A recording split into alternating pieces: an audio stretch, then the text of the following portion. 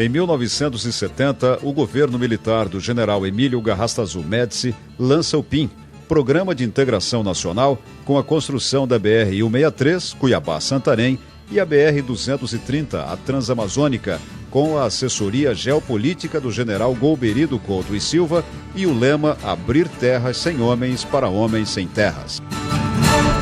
O governo que havia começado em 1964, na década de 70, começa com um projeto bastante importante que leva em conta as tensões sociais que estão acontecendo, tanto no Nordeste quanto no Sul. No Nordeste, em função das questões sociais do campo, né, principalmente na região da mata, onde a região da cana-de-açúcar estava criando alguma série de problemas dentro da perspectiva que em 64 tinha sido criado o Estatuto da Terra, e do Sul, em função dos minifúndios que começaram a se formar e os problemas que começaram a aparecer com índios, os problemas que começaram a aparecer com os represamentos para as usinas num projeto de desenvolvimento que começava a nascer. Esse projeto que os militares começam a pensar na década de 70, ele tem uma natureza, né? Ele tem uma natureza, primeiro, desenvolvimentista com algum planejamento, que é o planejamento do Plano Nacional de Desenvolvimento. Esse projeto, né, ele tem uma característica importante, né, que é a percepção, né, de você ligar o Nordeste com a Amazônia, quer dizer, a região seca do Nordeste com a região molhada, úmida da Amazônia, fazendo com que uma estrada ligasse o eixo desde do Nordeste até o Maitá, né? Então, aquela estrada que a gente vai conhecer como Transamazônica. No eixo Norte-Sul, que é importante para nós, né, que vai aparecer, então, um eixo que vai desde Cuiabá até Santarém, né? Esse eixo da Cuiabá-Santarém vai se consolidar a BR-163. O Plano de Integração Nacional tinha duas obras fundamentais, a Cuiabá-Santarém e a Transamazônica, a BR-163 e a BR-230. Agora, a que tinha sentido mesmo de integração, não resta dúvida que era a BR-163 Cuiabá-Santarém, porque ela abria a Amazônia por via seca e ligava ao poder econômico, social e político da época, que era o triângulo São Paulo, Belo Horizonte, Rio de Janeiro. Hoje, todo o Centro-Sul. A visão estratégica de Golbery Couto mostrou que naquela oportunidade, naquele momento histórico, havia necessidade de ocupação da Amazônia. Naquele momento histórico, estava em jogo a própria soberania nacional. Falava-se na internacionalização da Amazônia. Centenas de ONGs representando as grandes potências europeias e norte-americanas tentavam internacionalizar essa grande área que se dizia que ela pertencia à humanidade e não apenas a um país. Essa ameaça à nossa soberania foi um dos motivos, então, mais relevantes do lançamento do Plano de Integração Nacional. A visão de Golbery Couto pretendia, como se dizia na época, através do INCRA, convocar os homens sem terra para adentrarem e ocuparem a terra sem homens. Esse era o lema, e o INCRA, o grande construtor dessa ideia. Em 1971, através do convênio entre DNR e o Ministério do Exército e com execução da Engenharia Militar, 8º e 9º BEC, inicia-se a implantação da BR-163, Cuiabá-Santarém, a abertura da rodovia pela Via Seca, revelando pelo sul a Amazônia ao Brasil e ao mundo, transformando a região na mais expressiva área de atração migratória do país. No planejamento da área federal, a nossa engenharia militar definiu o traçado da BR-163. Esse traçado foi dado pela tecnologia mais avançada da época, que era o levantamento aerofotogramétrico realizado pela Cruzeiro do Sul. Quer dizer, numa determinada direção, os aviões iam tirando fotografias aéreas. Depois, aos pares e com equipamento especial, olhava o terreno em 3 dimensões.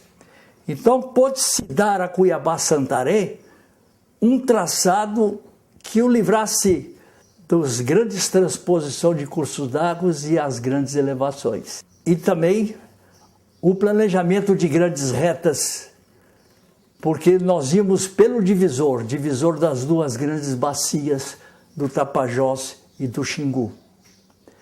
E esse traçado, ele foi obedecido à risca. Poucas modificações nós tivemos que fazer, principalmente na Serra do Cachimbo. Foi então planejada a construção de carroções, instalações de madeira montadas sobre chassis de caminhão, carroções de todos os tipos, dormitório, cozinha, posto de saúde, laboratório de análise de solo e outros. A mudança era feita rapidamente. Os carroções eram tracionados por tratores agrícolas ou motos niveladoras. A medida deu maior velocidade à implantação.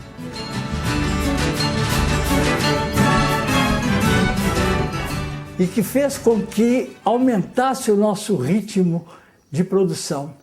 E nessa ocasião, o 9º BEC recebeu realmente o diploma de rapidez de implantação. O ritmo de trabalho era de 24 horas por dia.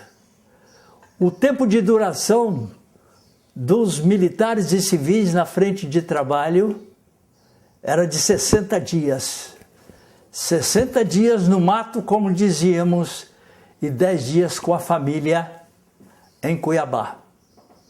Esse era o ritmo. Nós, em 2 anos e meio, nós chegamos em Cachimbo. Logicamente, faltando a construção de pontes e alguns retoques. Atingimos a nossa meta, Cachimbo, e ultrapassamos a nossa meta. E fomos até o Vale do Curuá, na descida da Serra do Cachimbo, que era justamente a área de atuação do 8º BEC.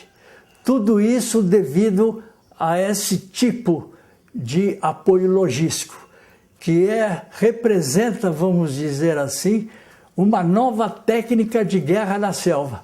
Quer dizer, os suprimentos, a logística móvel para uma possível incursão em guerras na selva. O traçado da BR-163 cortava a área indígena, a tribo dos Crenacaroles. Estes índios não tinham mantido contato com a civilização. Aparentemente muito hostis, atiravam flechas contra os aviões que sobrevoavam a área. Foi estabelecida uma parceria com a FUNAI.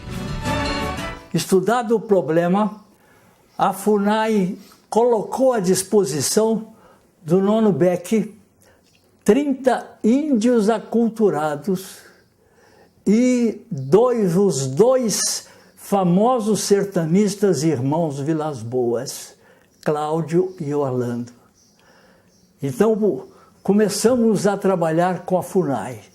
Apesar dessa cobertura, nós tivemos um incidente.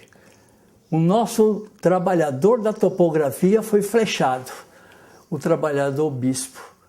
Ele recebeu uma flechada no tórax, penetrou e atingiu o pulmão.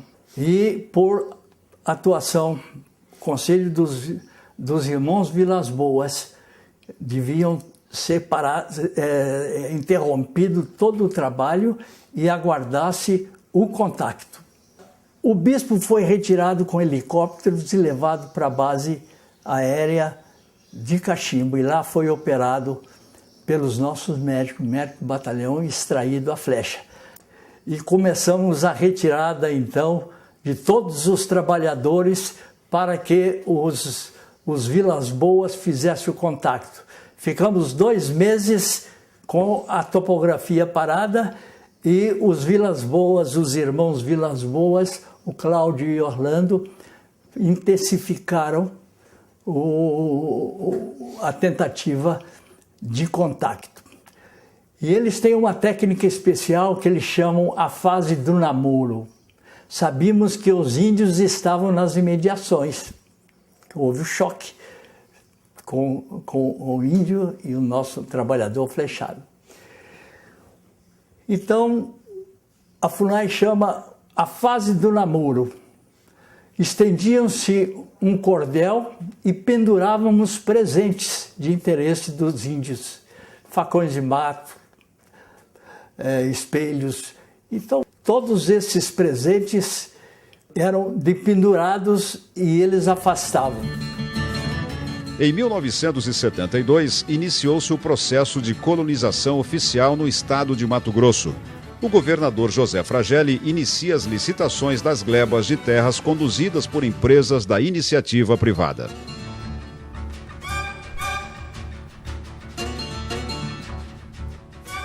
A BR-163, portanto, é uma estrada que vai ligar Cuiabá a Santarém, e nessa ligação que faz Cuiabá a Santarém, ela remete a uma ideia que vem do Estatuto da Terra, criado em 64, que é todas as áreas a 50 quilômetros de cada lado das rodovias que foram existentes ou no planejamento rodoviário são prioritários para a reforma agrária. Então, ao longo da 163, são instalados, não só aqui na região mais ao sul, mas principalmente na região amazônica, um projeto que a gente vai conhecer como assentamento. Então, seriam as regiões onde vão se colocar colonizações, e que eram chamadas pelos militares de reforma agrária. Houve a licitação das glebas da futura Sinop para Enio Pipino, 400 mil hectares. 400 mil hectares licitados para a Indeco, com Ariosto da Riva, que iria implantar a colonização de Alta Floresta. E 400 mil hectares para João de Carlos de Souza Meirelles, que era o presidente da Associação dos Empresários da Amazônia, para a construção, para a implantação de Juruena.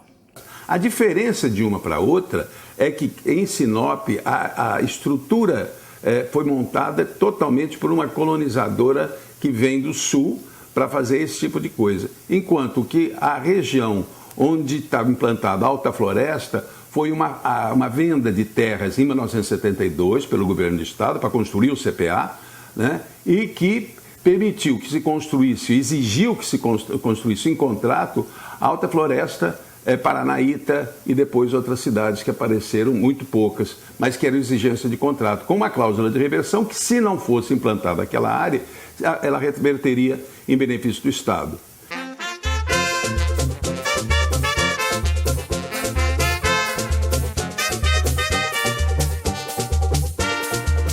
No dia 1º de janeiro de 1975, realizou-se na Basílica do Senhor Bom Jesus de Cuiabá uma missa em ação de graças pela posse dos novos governadores de Mato Grosso. No mesmo dia, em sessão solene da Assembleia Legislativa, presidida pelo deputado Nelson Ramos, foram empossados Dr. Garcia Neto, governador, e seu vice Cássio Leite de Barros.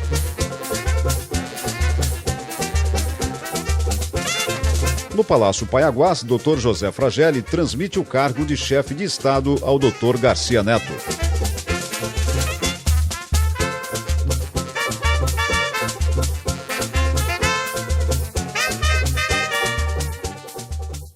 Um político muito influente aqui na região norte do estado.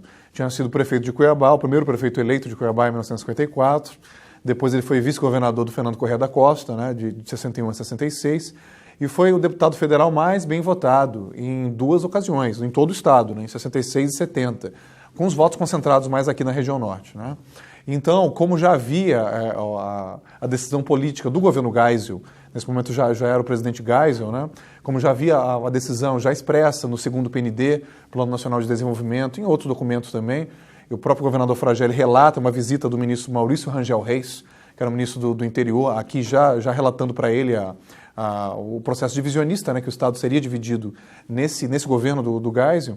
Então, o pensamento político foi de escolher o político de maior influência, quer dizer, o parlamentar, o nome de maior influência, de maior peso, de maior densidade política eleitoral aqui na região norte, que na época era José Garcia Neto, pelas credenciais que eu elenquei aqui. Então, ele acabou sendo escolhido por intermediação do Célio Borja também, que era um deputado federal lá do Rio de Janeiro, do estado da Guanabara na época, e que tinha sido líder da Arena, vice-líder, enfim, tinha ocupado postos de liderança da Arena durante o regime militar, tinha sido colega do Garcia Neto lá em Brasília, né, lá na Câmara dos Deputados. Então o Garcia é indicado, né, escolhe o Cássio Leite de Barros, que era lá de Corumbá, de uma família tradicional, lá pantaneira, dos pecuaristas lá de Corumbá, que é a família Barros, né, e os Leite também, para ser vice. Então é um governo marcado por esse processo do divisionismo. Ele tinha uma postura antidivisionista muito clara, o Garcia Neto antes disso, né, antes da presidência, não é? E hostilizava quem falasse em divisão, não é? Tanto que no começo ele disse, quem for a favor da divisão será contra meu governo, será contra a revolução. Não é? E em 77, quando foi de fato encaminhado o projeto de lei para o Congresso, né, que resultou na Lei Complementar 31, que criou o Mato Grosso do Sul, dividiu o Estado, ele acabou se posicionando a favor do presidente Geisel. Então essa postura ambígua de ter sido sempre contra e na hora da divisão ele ficar sendo favorável, acabou tendo um ônus político muito grande para ele. É nesse momento, mais precisamente no governo Garcia Neto, que ocorre uma vinda maior dos sulistas Paraná e Rio Grande do Sul, gente do Paraná e Rio Grande do Sul, para Mato Grosso. Os militares, no governo, estavam tendo problemas no Rio Grande do Sul ou no sul do país com pessoas pedindo terra. Estavam com um problema social lá. Então, o que eles fizeram? Eles pegaram parte dessa população e trouxeram para Mato Grosso. Permitiu abrir a região, Enio Pipino, e venda de terras, e vários programas de incentivo do governo federal, através do Banco do Brasil, do Proterra, dinheiro para que este pessoal viesse para esta região. Chegava na época, no aeroporto aqui em Várzea Grande, aeroporto de Cuiabá e Várzea Grande, chegavam aviões com esses sulistas, em que, lembro bem, no estádio já construído pelo governo anterior, ali sopa, sanduíches e tudo mais, metia esse pessoal no ônibus e este pessoal ia para o Nortão. Este hoje o Nortão que está asfaltado, que tem telecomunicação, que fala até em separar em um novo estado, era uma conquista, uma aventura deste pessoal indo para esta região.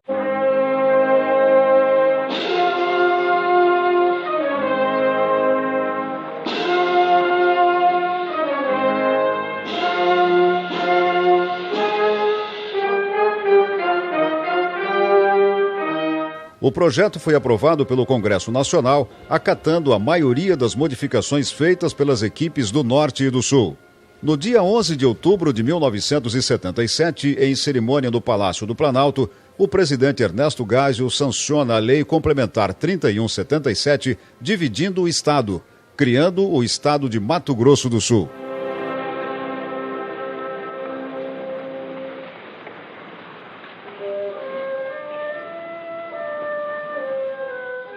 Gobernador Couto dizia que o norte de Mato Grosso era uma das áreas de maior índice de continentalidade do país.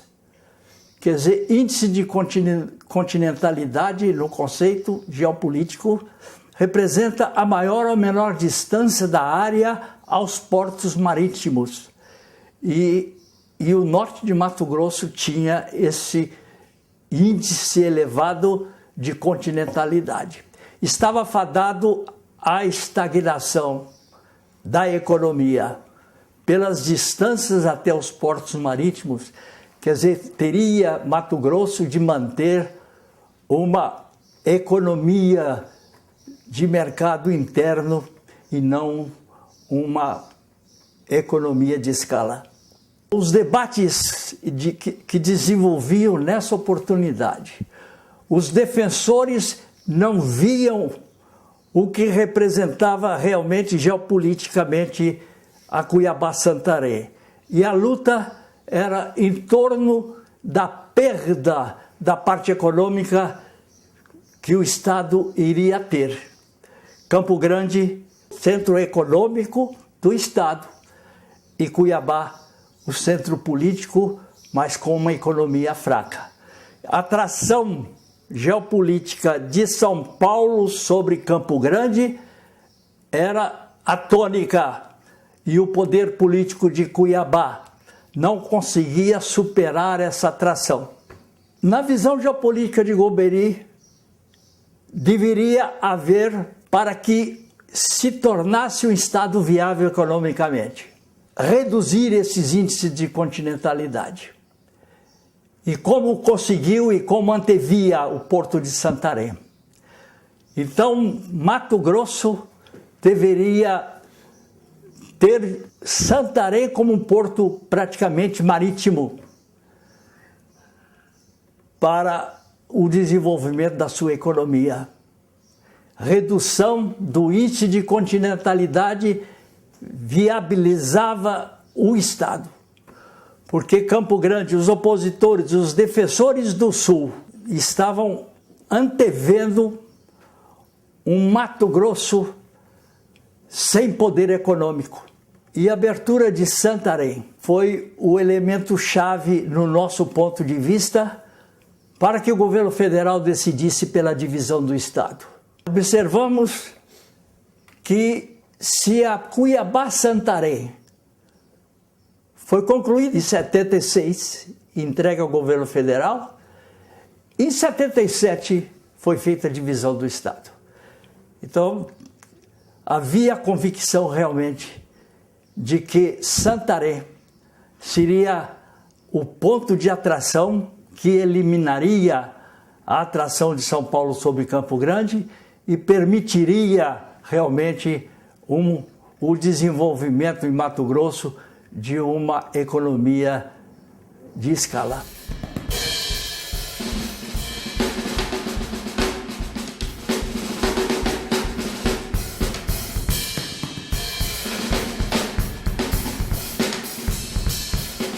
Que nós aconselhávamos que o Estado de Mato Grosso adquirisse terras nas imediações do Porto de Santarém, para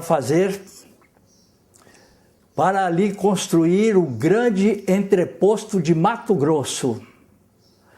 E chegamos a imaginar e começamos a projetar, então, o transporte. Que tipo de transporte nós teríamos? E sugeríamos um transporte bimodal, ou um transporte bivalente, vamos dizer assim, em condições de levar grãos e outros commodities, e trazendo de Santarém, do entreposto de Mato Grosso, o combustível, os insumos agrícolas. Nós antevíamos isso e já dávamos um nome a essa estrada, o adjetivo. Nós chamamos a Cuiabá-Santarém de a predestinada.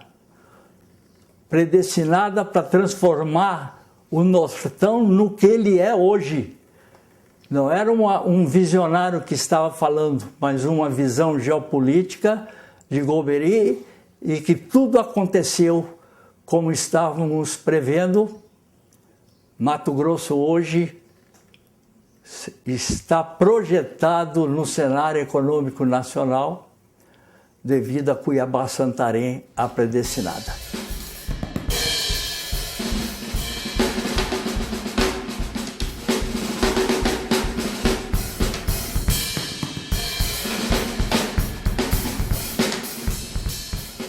O mapa dos dois estados foi definido na Lei Complementar 3177, de modo que o norte ficasse com 38 municípios e o sul com 55. A divisão dos dois estados respeitou os limites naturais dos municípios de Barão de Melgaço, Poconé e Corumbá.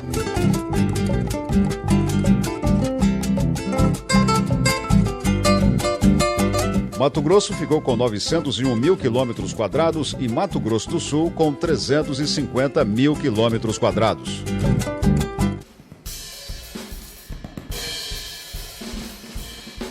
A escolha do governador foi muito delicada, porque com o estado dividido havia um embate muito grande. O grupo do Garcia Neto tinha seus nomes, basicamente o Lorenberg Nunes Rocha, que era secretário de Educação, e filho do Joaquim Nunes Rocha, deputado estadual e federal lá da região de Pochorel, muito amigo do Garcia Neto, ambos foram companheiros da ex-UDN, né? Então o nome que o Garcia Neto apresentava era Lorenberg Nunes Rocha.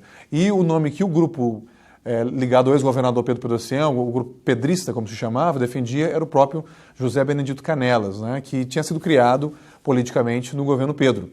Né? E acabou se chegando a um nome intermediário, com um perfil mais técnico, que era o Frederico Campos. Por quê? Porque o Frederico tinha sido secretário de obras do Garcia Neto, né? Tinha muita proximidade com o Garcia Neto, os dois engenheiros já tinham sido sócios, né? já tinham trabalhado juntos e tinham sido sócios em empresas de engenharia antes do governo. Né?